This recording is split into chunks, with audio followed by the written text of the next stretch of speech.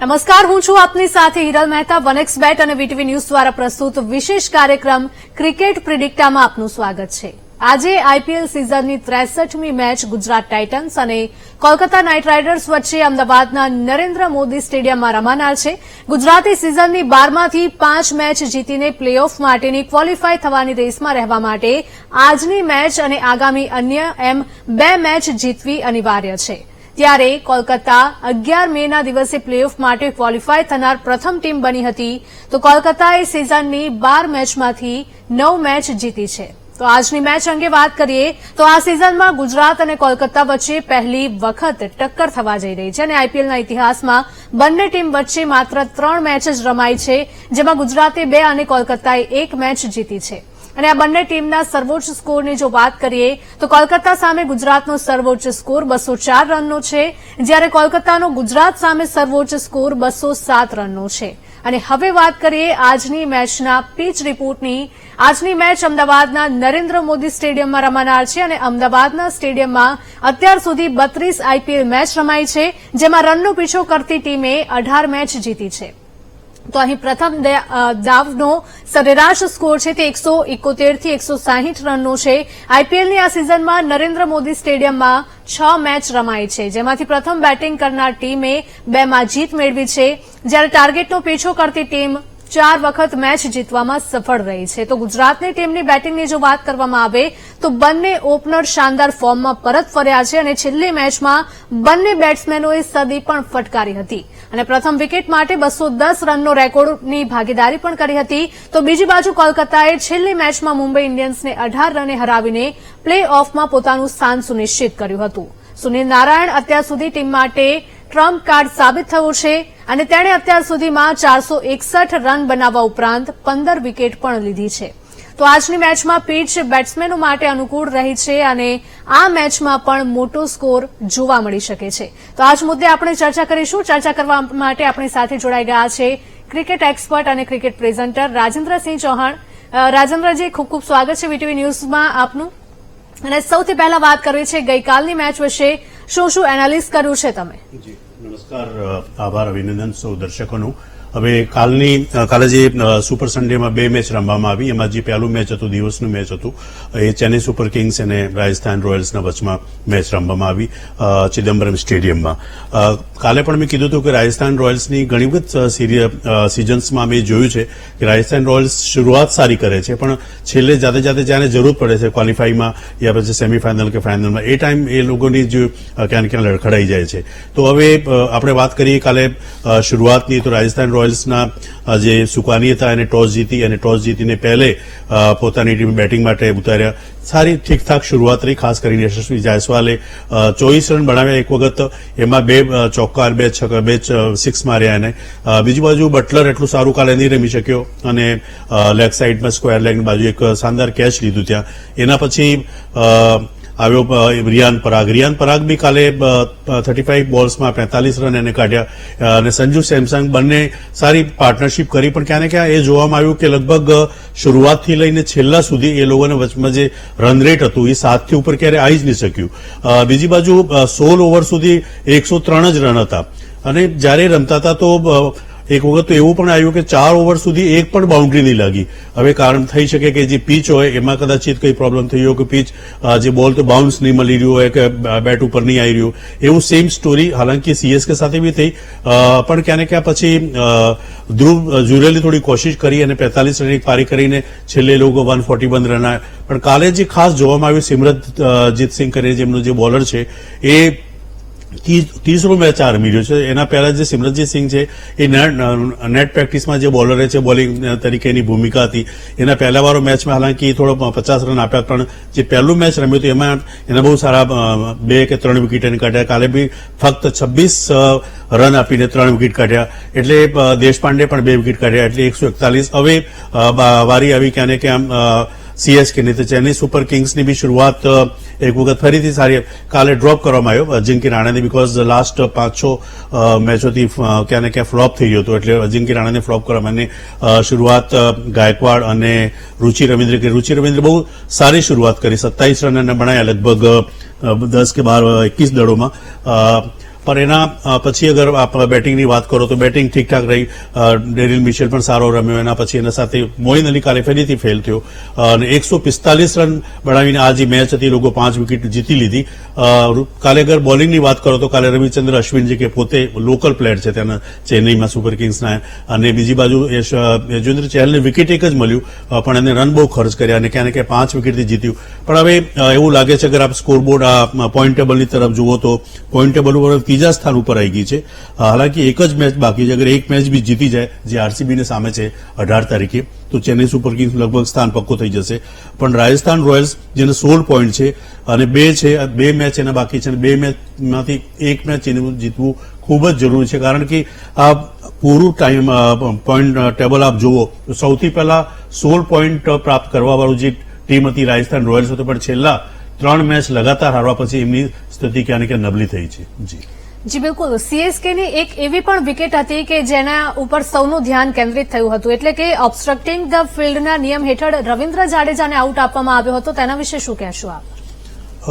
જે હિસાબથી આપણે ભાર્ગવભાઈ બી આપણી સાથે જોડી ગયા છે. સ્વાગત છે ભાર્ગવભાઈ આપનું.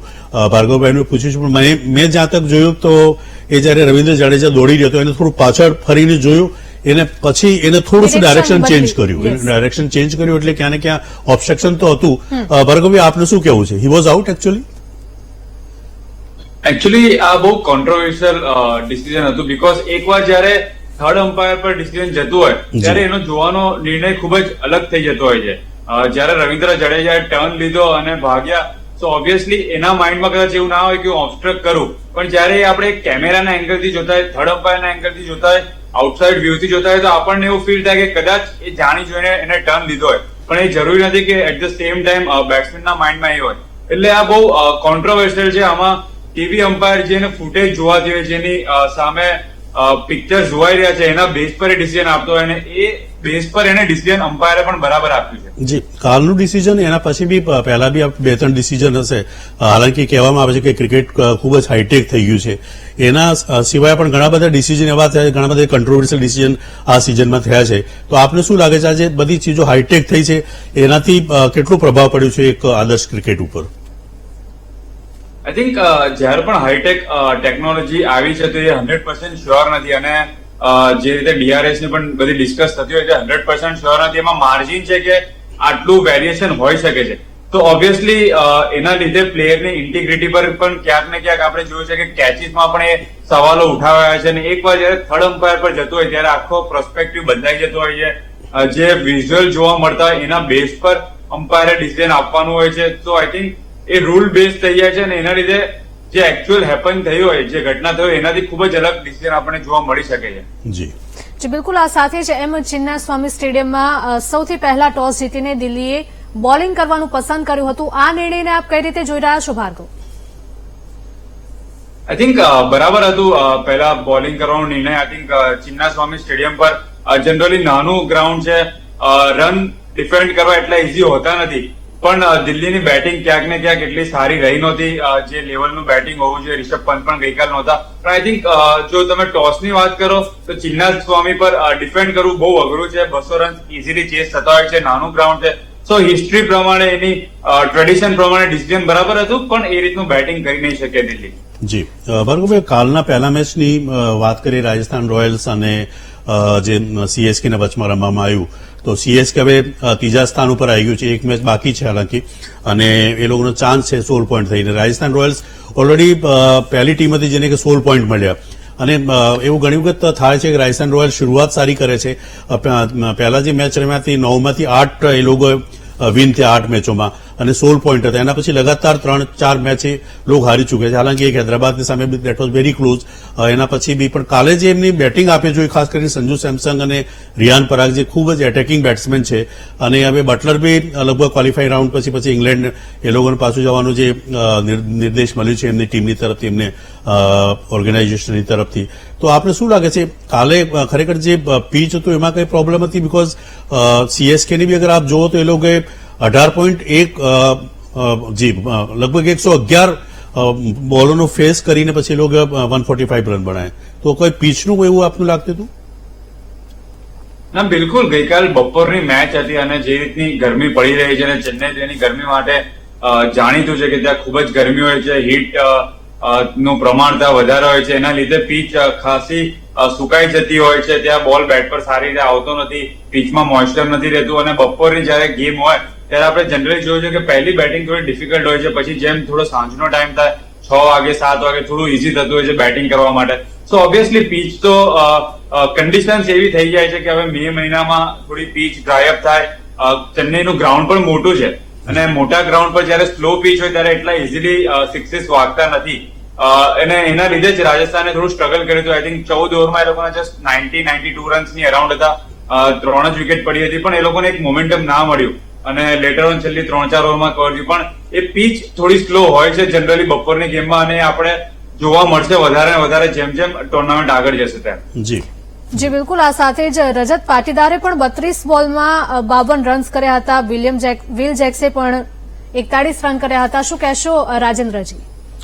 બિલકુલ, ખાસ કરીને આપણે જોયું છે કે જે આરસીબીની જે ટીમ છે લગાતાર 5 મેચ આ જીતી, એટલે મેં બહુ 3-4 એપિસોડ પહેલા આપણે કીધું હતું કે કારણ કે આરસીબીની ટીમ છે ઘોડા ઉપર સવાર થઈ ગઈ છે. ભાર્ગવભાઈ પણ કીધું હતું કે આરસીબી સારું કરી રહ્યું છે. હવે ખાસ કરીને જે કેકેઆરના સામે જે એક મેચ હતું જેમાં એ લોકો ફક્ત 1 રનથી જ હાર્યા હતા, અને એ મેચ પછી એ લોકોનું એના પહેલા બોલિંગનું એટલું પરફોર્મન્સ સારું નહીં હતું. પણ એના પછી એમના જે બોલર છે ખાસ કરીને કરણ શર્મા એમના સાથે જોઈન્ટ છે, પછી સ્વપ્નિલ સિંહ એમના સાથે જોઈન્ટ છે, પછી ગ્રીન ફરી ફોર્મમાં આવી ગયો, પછી અગર સિરાજની વાત કરો, સિરાજ બી 1-2 વિકેટ કાઢે છે, એનું બી સારું ફોર્મ થઈ ગયું. એટલે ઓલ ટુગેધર જોવામાં આવે કે શરૂઆતના જે 5-6 મેચો જે હતા એ લોકો અપ ટુ માર્ક નહીં હતા અને ક્યાં ને ક્યાં ચેન્જિંગ કરવામાં આવતા હતા. પણ એના પછી એ લોકોએ કન્સિસ્ટન્સી રાખી કે આજ જે ટીમ લગભગ 3-4 મેચોથી રમી રહી છે અને એ લોકો સારું પરિણામ આપી રહ્યા છે. હવે એવું પણ કહેવામાં આવે છે, હાલાંકિ 2-4 એપિસોડ પહેલા અતુલ વાસન આપણે પ્રોગ્રામમાં આવ્યા હતા, એમને મેં પૂછ્યું હતું તો એ ના પાડતા હતા કે બહુ મુશ્કેલ છે આરસીબીનું ક્વોલિફાઈડ. શું કહેશો ભાર્ગવભાઈ? આઈ થિંક હવે તો એકદમ ટેબલ ઓપન થઈ ગયું છે, એકદમ નજીક આવી ગયા છે. જસ્ટ એક જ મેચનો સવાલ છે અને સીએસકે સામે એક મહા મુકાબલો તરીકે આપણે જોઈ શકીએ છીએ. બંને માટે ક્વોલિફિકેશન માટે ખૂબ જ ઇમ્પોર્ટન્ટ મેચ છે, અને જે રીતના ફોર્મમાં આરસીબી રમી રહ્યું છે મને સરપ્રાઈઝ નહીં લાગે કે એ લોકો ક્વોલિફાય નહીં થાય. મને લાગે છે કે એ લોકો ક્વોલિફિકેશનના ખૂબ જ સારા ચાન્સ છે, ખૂબ જ સારું ક્રિકેટ રમી રહ્યા છે, અને બહુ ચાન્સીસ છે એ લોકો સીએસકે ને એ મેચ હરાવી દે. જી બિલકુલ. આ સાથે જ આરસીબીના બોલર્સની જો વાત કરીએ તો ખલીલ અહેમદ અને રસિક સલામે પણ 2 વિકેટ ઝડપી હતી, એના વિશે શું કહેશો ભાર્ગવ? ડીસી દિલ્હી કેપિટલ્સના ખલીલ અહેમદે ખૂબ જ સરસ બોલિંગ કરી છે. આખી સિઝનમાં તમે જોયું હોય તો એમને સ્લોઅર બોલ્સનો સારો યુઝ કર્યો છે, અને દિલ્હી માટે કન્સિસ્ટન્ટલી આખી ટુર્નામેન્ટમાં પહેલી મેચથી હમણાં સુધી ખલીલ અહેમદે ઘણી સારી બોલિંગ કરી છે. તમે જો જોઈ શકો તો આખો ફાસ્ટ બોલરનો જે લોડ છે ખલીલ અહેમદે પોતાના પર લીધો છે. આ સિઝનમાં ડોમેસ્ટિક પણ આ વર્ષે એમને ઘણું સારું કર્યું છે. સો એક ખલીલ અહેમદનું કમબેક છે. આગળ ઇન્ડિયા માટે પણ રમી ચુક્યા હતા, પણ વચ્ચે 2-3 સિઝન એમની એટલી સારી નહોતી ગઈ, પણ આ સિઝન એમને ખૂબ જ સારો માર્ક આપ્યો છે. દિનેશ કાર્તિકને પણ આઉટ કર્યા હતા ગઈકાલ 0 રન પર, અને એની સાથે રસિક દારની જો આપણે વાત કરીએ તો રસિક એક જમ્મુ કાશ્મીરથી યંગ બોલર આવી ગયો છે. એટલું કટ કાદી એમના એટલા હાઈટ નથી સારી, પણ ખૂબ જ સારા સ્કીટી બોલર છે એમની પાસે. યોર્કર સારો છે અને સ્લોઅર બોલ સારો છે. તો આઈ થિંક એક જમ્મુ કાશ્મીરથી ખૂબ જ સારું પ્રોસ્પેક્ટ છે રાશિક.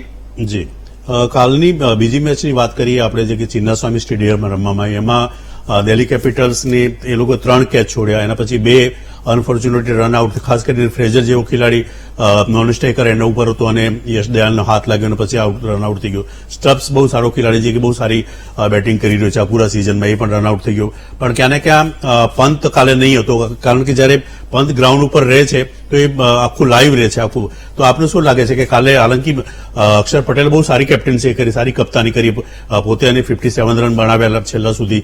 આપને શું લાગે છે કે ક્યાં ક્યાં કમી રહી દિલ્હી કેપિટલ્સની? કારણ કે હવે એવું લાગે છે કે દિલ્હી કેપિટલ્સ ખૂબ જ નીચે આવી ગયું છે.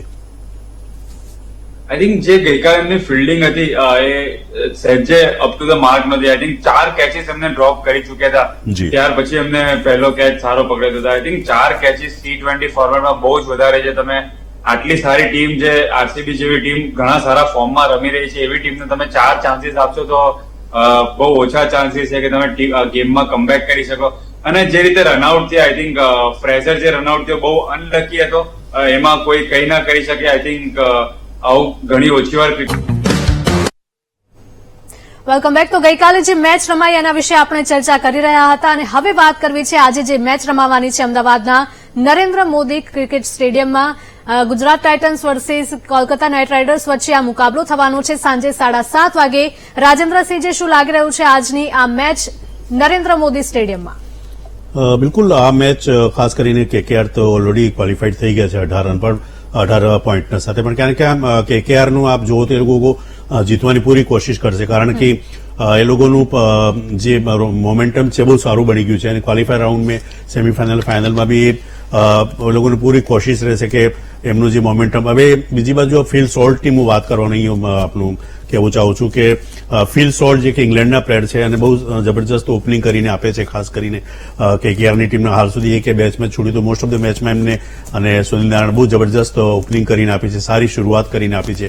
પણ ફિલ સોલ્ટ બી પાછા આપણા દેશમાં ફરી શકે છે કારણ કે વર્લ્ડ કપ આવે તે કારણે. તો એના જે કે રહેમતુલ્લાહ જે ગુરબ્યાસ કરીને ખેલાડી છે, અફઘાનિસ્તાનનો સારો ખેલાડી છે, એને કદાચિત આજે ચાન્સ એ લોકો આપી શકે પછી નેક્સ્ટ મેચમાં, કારણ કે લગભગ એક કે બે મેચમાં એને ચાન્સ આપે તો જ પછી મોમેન્ટમ થશે. બીજી બાજુ ગુજરાત ટાઇટન્સની આપ વાત કરો તો આ મેચ જીતવું ગુજરાત ટાઇટન્સ માટે ખૂબ જ જરૂરી છે. છેલ્લું મેચ જે સીએસકેની સામે જબરજસ્ત બેટિંગ કરી હતી, ખાસ કરીને શુભનમ ગિલે 103 રન બનાવ્યા હતા અને 102 રન સાઈ સુદર્શન તો શરૂઆતી ટુર્નામેન્ટમાં લગભગ દરેક મેચમાં 30+ અને 2-3 દિવસ પહેલા જે મેચ હતું સીએસકે સામે બહુ સારી સદી.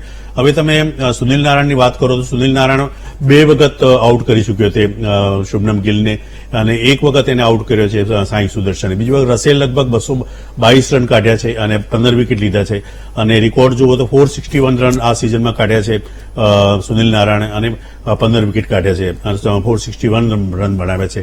એટલે બહુ વાઇટલ રોલ રહેશે. લગભગ દરેક મેચમાં આપણે જુએ છે કે ક્યાં ને ક્યાં જે સુનિલ નારાયણ અને રસેલ છે એ બંને બહુ વાઇટલ રોલ રમે છે. જી બિલકુલ. ભાર્ગવ, ક્વોલિફાઈંગ રાઉન્ડમાં ગુજરાત ટાઇટન્સની જીત અને હારની શું અસર પડી શકે છે, શું લાગે છે તમને? આઈ થિંક ગુજરાત ટાઇટન્સની નેટ રન રેટ ઘણી નીચે છે. એ લોકો મેચ જીતશે, અગર બંને મેચ જીતે છે તો પણ એ લોકો એમનું નેટ રન રેટ ક્વેશ્ચનમાં આવશે અને આ પોઝિશનથી એમને નેટ રન રેટ રિકવર કરવી ઘણું મુશ્કેલ છે. લેટ અલોન આજની મેચ જીતવી. સૌથી પહેલા તો કેકેઆર સામે નેટ રન રેટ તો સાઈડમાં રહ્યું. કેકેઆર જેવી સ્ટ્રોંગ ટીમ સામે આજની મેચ જીતવી જ એમના માટે ઘણું મુશ્કેલ રહેશે, બીકોઝ કેકેઆર મને નથી લાગતું કે એ લોકો સહેજે ઢીલું છોડશે. જે રીતે રાજસ્થાનનું મોમેન્ટમ છોડ્યું છે, કેકેઆર એ રીતનું મોમેન્ટમ નહીં છોડે. એ લોકો પોતાનો બેસ્ટ એફર્ટ કરતા રહેશે અને એ લોકો મેચ જીતવા માટે જ રમશે. તો આઈ થિંક પહેલા તો એમને આજની મેચ જીતે અને પછી છેલ્લી મેચમાં નેટ રન રેટ ને જે પણ હશે એમને જોવાનું પણ રહેશે, સાથે સાથે મેચ જીતવા સાથે. પણ આજની મેચ જીતવી એમના માટે ઇઝી નહીં રહે. જી બિલકુલ ભાર્ગવી, અગર આજની મેચની આપણે વાત કરીએ તો આજના મેચમાં હાલાંકિ લાસ્ટ મેચ જે સીએસકેની સામે બંને સદી મારી હતી સાઈ સુદર્શન અને શુભનમ ગિલ. બાકી મોસ્ટ ઓફ ધ ટાઈમ આપણે જોયું હશે કે પાવર પોઈન્ટમાં એ લોકોને લગભગ 16 વિકેટ એ લોકો લોસ્ટ કર્યા છે, એટલે કે આને કે પાવર પોઈન્ટમાં સૌથી નીચે છે. હવે બીજી બાજુ અગર આજની મેચની વાત કરીએ, બાકી most of the time middle order યા જે ટોપ ઓર્ડર એ લોકોનો ફ્લોપ રહ્યું છે. ક્યારેક 1-2 ઇનિંગ્સ શાહરૂખ ખાન સારી રમી છે, પણ ક્યાં ને ક્યાં લાસ્ટ મેચમાં આપણે જોયું કે મોહિત શર્મા પાછો ફોર્મમાં આવી ગયો છે.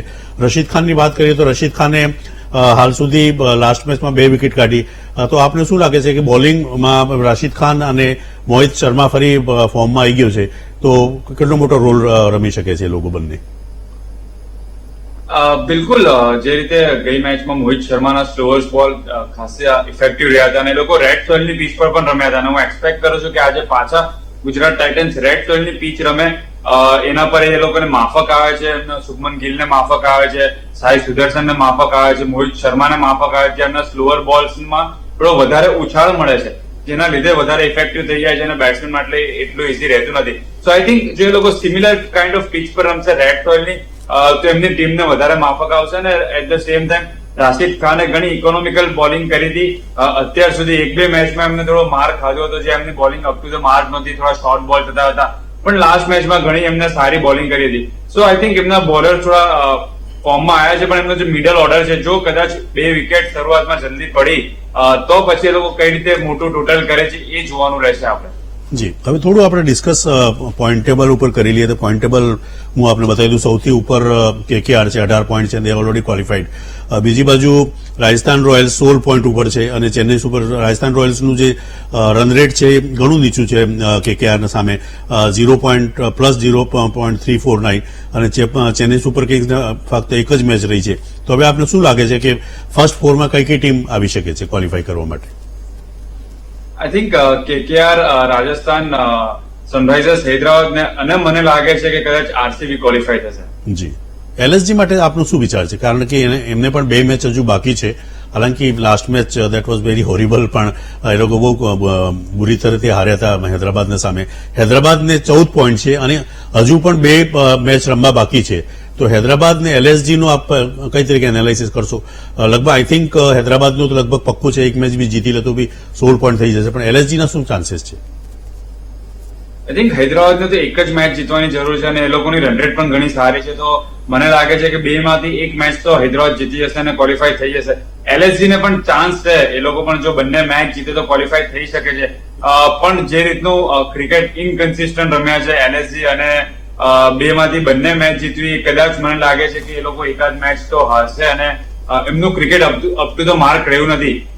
કોઈક મેચમાં સ્ટોઇનિસે જીતાડી છે, કોઈક મેચમાં KL રાહુલે જીતાડી છે, પણ એક કલેક્ટિવ એફર્ટ મિડલ ઓર્ડર્સમાં એમનો રન્સ થયા નથી ઇન્ડિયન બેટ્સમેનથી. સો આઈ થિંક LSG ને ચાન્સીસ છે થિયોરિટિકલી. મેથેમેટિકલી જો આપણે જોવા જઈએ તો LSG ને ચાન્સ છે, પણ જે રીતનું ક્રિકેટ રમી રહ્યા છે એ હિસાબે મને લાગે છે કે કદાચ એ લોકો બંને મેચ જીતવી એટલી ઇઝી નહીં રહે. બિલકુલ ભાર્ગવ, આજના મેચનું જો આપણે પ્રિડિક્શન કરીએ તો કઈ ટીમની જીતની શક્યતાઓ તમને વધારે દેખાઈ રહી છે? હું KKR ની બાજુ લઈશ. જી, ઓકે, રાજેન્દ્રજી તમે શું કહેશો આ મામલે? હાલની સ્થિતિ જોતા હતા કે જેમ ભાર્ગવભાઈ કીધું તો KKR, કારણ કે અગર તમે ગુજરાત ટાઇટન્સની વાત કરો તો એમની શરૂઆતથી બેટિંગ બહુ નબળી રહી.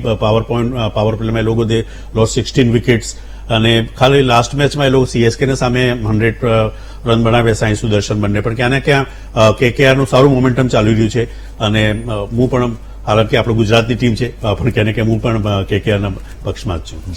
જી બિલકુલ, રાજેન્દ્રસિંહજી અને ભાર્ગવ, આપ બંને અમારી સાથે ચર્ચામાં જોડાયા તે બદલ આપ બંનેનો ખૂબ ખૂબ આભાર. Thank you. રોકાઈશું એક બ્રેક માટે.